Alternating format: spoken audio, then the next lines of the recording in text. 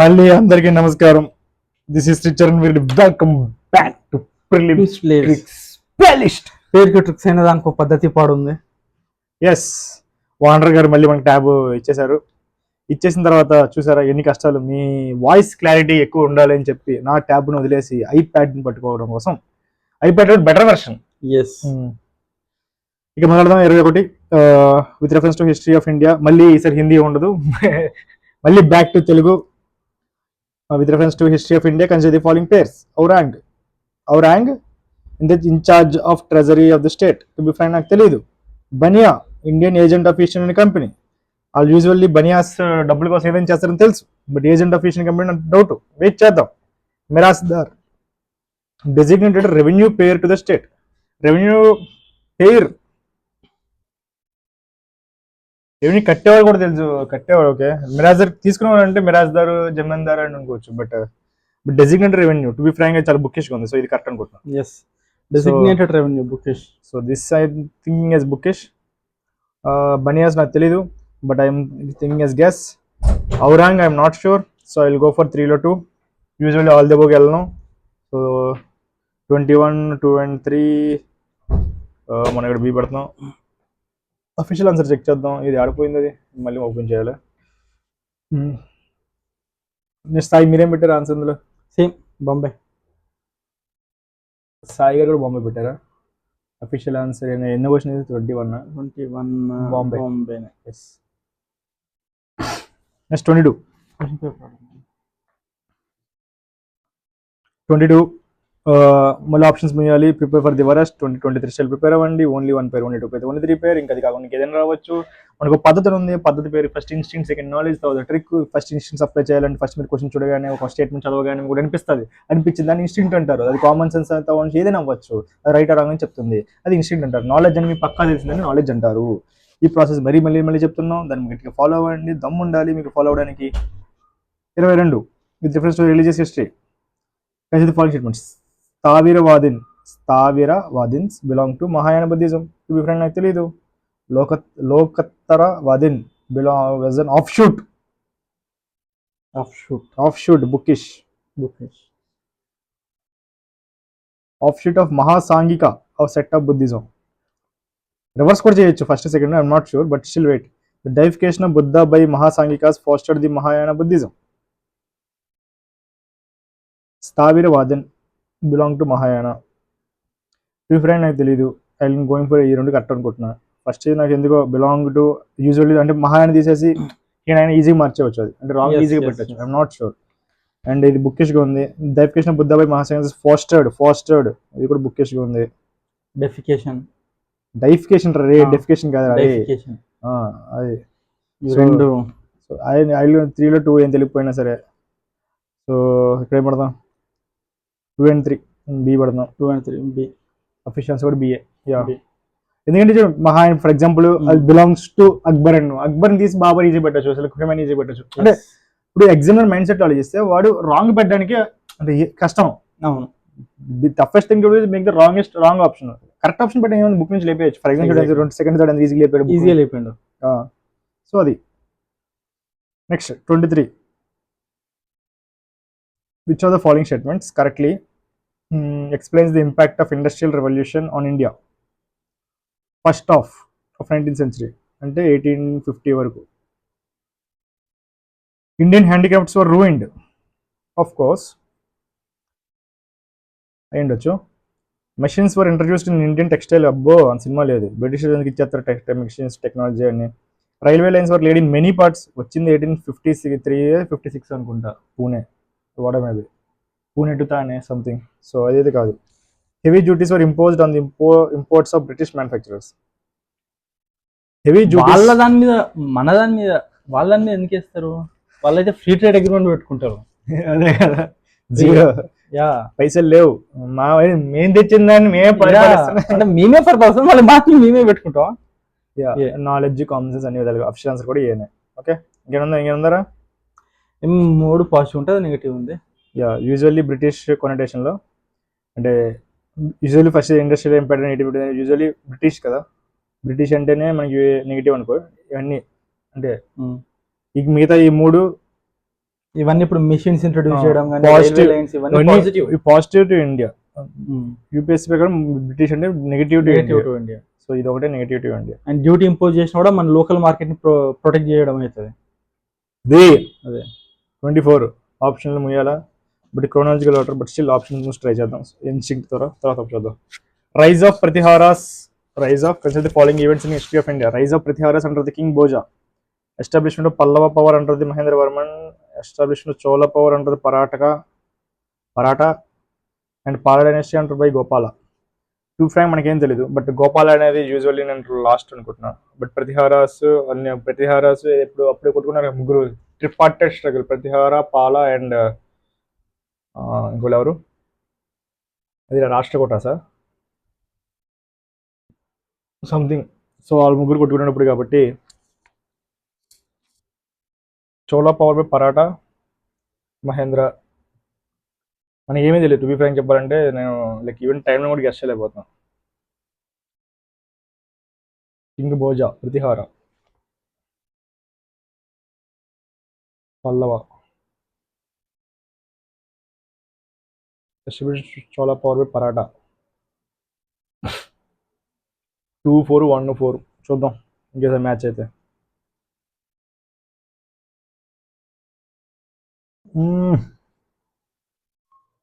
Pala dynasty founded by Gopala, ఏం తెలీదు.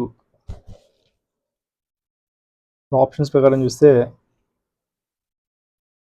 Last 3-2లోనే ఉందంట.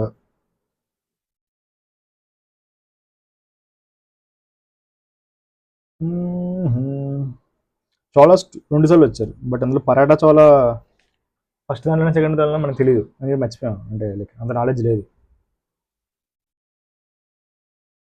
ఇది కూడా పెట్టాలి కాబట్టి.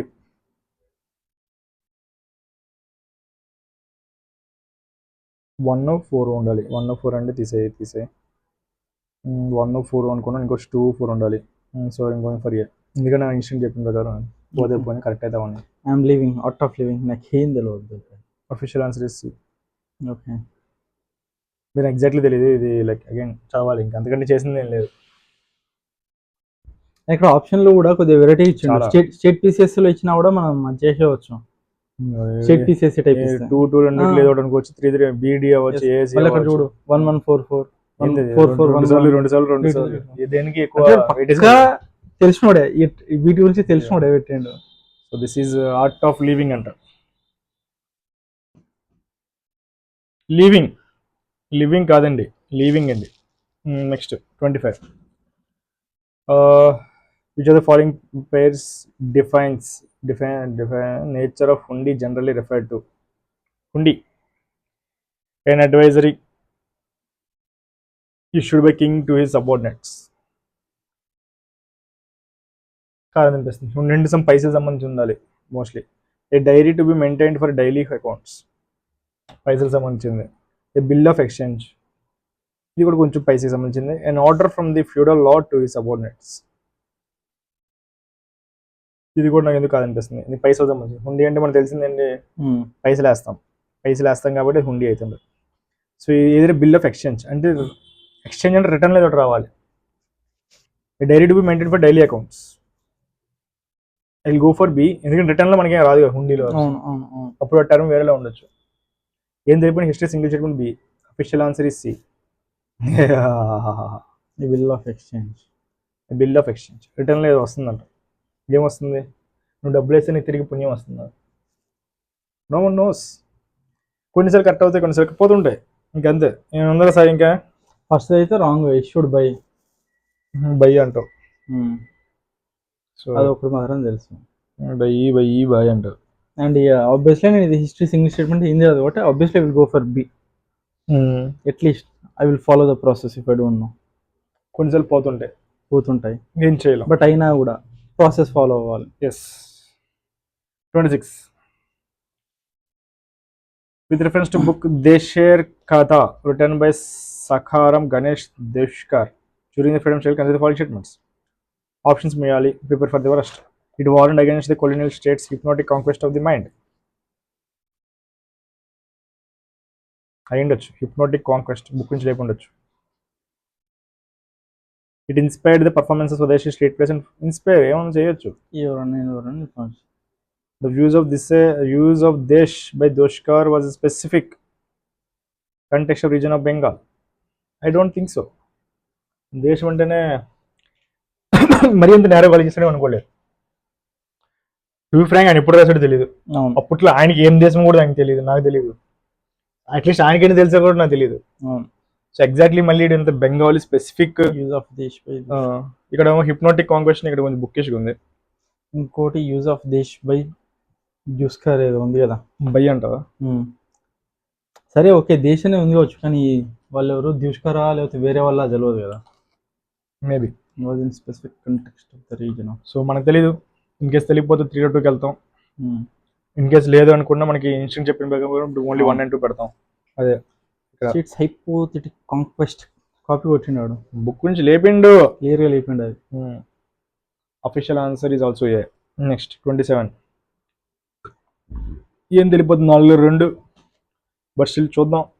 గాంధీ ఇర్విన్ ప్యాక్ట్ 1932 అప్పుడేనా? అది పూనా ప్యాక్ట్ అది. Gandhi 1926 Irwin 26 to 31 Gandhi. But ఇది నాకు తెలిసి వెళ్ళే ముందు 1930 అనుకుంటా, 29-30 అవ్వడం అవి. ఎందుకంటే రౌండ్ టేబుల్ కాన్ఫరెన్స్కి వెళ్ళే ముందు ప్యాక్ చేస్తాడు. Invitation to Congress to participate in the round table conference included which of the following. అంతే కదా, ఇన్విటేషన్ ఇచ్చారు. Withdrawal of ordinances promoted in connection with the civil disobedience movement. I'm not sure, చేసి ఉండొచ్చు mostly. Acceptance of Gandhiji's suggestion for enquiry into police excesses. మరీ బాగుంది, వాళ్ళ కాలు మీద వాళ్ళే కొట్టుకుంటారు. Release of only those prisoners who are not charge with violence. Better గా ఉంది. అందుకే కదా అప్పుడు పాపడ్డారు భగత్ సింగ్ అని. పొలిటికల్ ప్రిజనర్స్ అంటారు వీళ్ళని. యా, ఇకేం తెలియదు. 4-2 వెళ్దాం. బట్ సెకండ్ స్టేట్మెంట్ చూద్దాం. Withdrawal of ordinances promoted in connection with the civil disobedience movement. To be frank I'm not sure. Withdrawal అంటే కొన్ని ఆర్డినెన్స్ రిలీజ్ చేసి ఉండొచ్చు. అంటే withdrawal of ordinances promoted in connection, but అన్ని చేస్తారని డౌట్. అవును, but అన్ని అనుకుని మనకి ఎందుకో తెలీదు. 4-2 పెడతాం. సో అప్పుడు 4-2 నాట్ కొడుతుంది, డౌట్ కొడుతుంది. So will go for 1 and 4. ఇక్కడ ఉందా? ఏం లేదు, బి పెట్టాలి. సో 3 అయితే తీసేయాలి. Yes. So official answer question లేపేశారు, డిలీట్ చేశారు. సో మీకేం తెలిపోయినా అంటే మన ఆన్సర్ కూడా కరెక్టే. ఓకే, క్వశ్చన్ లేపేసిండు. ఓకే, యా బట్ 4 పక్కా తెలుసు. వచ్చే answer is B only mostly. ఈ క్వశ్చన్ ఎందుకు డిలీట్ చేశారు అడిగి తెలియదు. ఇట్స్ ఓకే, డిలీట్ చేసినప్పుడు అన్ని క్వశ్చన్లు అన్ని ఆన్సర్లు కరెక్టే. బట్ అది మొనబోవాలి దెబ్బతిని అంటారా? 28 Vitthal Vidwans the first monthly journal untouchable people as its targets was published by. ఇది దీని ఆన్సర్ వగలాంక మనకు తెలుసు, ఎందుకంటే ఆ ఇయర్ మనం రాసాం కాబట్టి. అంటే అప్పుడు తెలియదు. మనం పెట్టిన ఆన్సర్ గాంధీయే. మనం ఒక పద్ధతిని ఫాలో అయ్యాం. ఏది most famous, yes, popular, famous అని. కానీ ఆయిర్ తగలలేదు. ఓకే, బట్ మనం ప్రాసెస్ ఫాలో అవుతాం. అదే పేపర్లు ఇంకో దగ్గర తగిలింది, 2 దగ్గర తగిలి ఉంటుంది. ఒక దగ్గర తగలలేదు. తగలపోయినంత మాత్రాన మనం పద్ధతి ఫాలో అవ్వాలని లేదుగా. మోహన్ దాస్ కరమ్చంద్ గాంధీ అది మోస్ట్లీ అందరికీ పోయి ఉంటుంది. ఎవరు ఉంటారు? గోపాల్ బాబా, వడలంకర్ గురించి. అదే కదా. అది వచ్చిన తర్వాత ఇంకా అందరూ సబ్జెక్టులు టెక్స్ట్ బుక్ మెటీరియల్స్ లో యాడ్ చేస్తారు వాళ్ళకంటే. అంతేగా, అప్పుడు యాడ్ చేసేసిన తర్వాత ఇప్పుడు ఇది స్పెక్ట్రమ్ ఉందంటే ఊరుకుంటేనే పడేసి పట్టరు. అది next 29 with reference to history of India terms kulya vapa, drona vapa particular unit ఇది. Vapa. Yes, coins of different monetary ఇది measurement of land, classification of urban land. So ల్యాండ్కి సంబంధించింది ఉంది. Yes, religious rituals. క్లాసిఫికేషన్ కంటే మెజర్మెంట్ అనే బెటర్ వర్డ్. ఎస్, ఇది units ఉన్నాయి. Vapa. And ఇక్కడ ల్యాండ్ కామన్ ఉంది కాబట్టి సో ల్యాండ్ గురించి ఏదో చెప్పాలని ట్రై చేస్తుండే. సో అందులోనే ఉంటుంది. జనరల్లీ కాయిన్స్ అయితే ఫేమస్, కాయిన్స్ కి వెళ్ళాలి. ఇప్పుడు ఒకటేసారి ల్యాండ్ ఇచ్చాను అనుకో, మనం కాయిన్స్ కి వెళ్ళేటోళ్ళం, కాయిన్స్ ఫేమస్ కాబట్టి. బట్ అక్కడ 2 సార్లు ల్యాండ్ అన్నాడు, ల్యాండ్ గురించి ఏదో చెప్పాలనుకుంటున్నాడు. ల్యాండ్ లోనే కన్ఫ్యూజ్ చేద్దాం అనుకుంటున్నాను. Yes, measurement of land, classification of urban land. Urban land. Urban only, ఆ టైంలో అర్బన్ ఓన్లీ అర్బన్. క్లాసిఫికేషన్ అది కూడా. Kulya vapa, drona vapa. Next 30th whose ever prizes, ఇది ఆల్రెడీ మన ప్లేలిస్ట్ చేసాం. అశోక హూస్ ఎవర్ ప్రైజెస్, ఇది అశోక. ఏం తెలియపోతే మోస్ట్ ఫేమస్. మోస్ట్ ఫేమస్ చూసారా. ఇక్కడ కృష్ణదేవరాయ కూడా ఉన్నది, బట్ ఇలాంటి వర్డ్స్ ఫస్ట్ మనకి యూపీఎస్సీకి లైక్స్ అశోక. అశోకుడు మనం చెట్టు నాటిండు, అశోకుడు చేసిండు, చిన్నప్పుడు అన్ని బుక్కులు అలాగే ఉంటుంది. సెకండ్ కృష్ణదేవరాయ అనేది తర్వాత యూపీఎస్సీ ఫేవరెట్. సో మనం 10 క్వశ్చన్ ఖతం చేసుకున్నాం. సో ఇంతటి ఎండలో మీరు చక్కటి మంచిగా చేస్తారని